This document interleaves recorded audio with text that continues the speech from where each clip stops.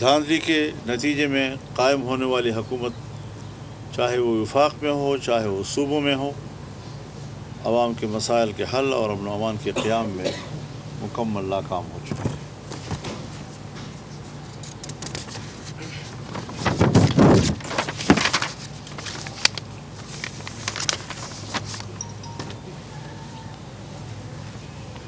جمعیت علماء اسلام کو یہ امتیاز حاصل ہے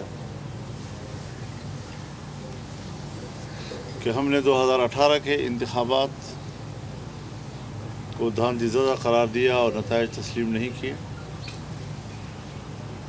آج 2024 کے الیکشن پر بھی ہمارا وہی موقف ہے، اور ہم ان اسمبلیوں کو عوام کی نمائندہ اسمبلیاں نہیں کہہ سکتے۔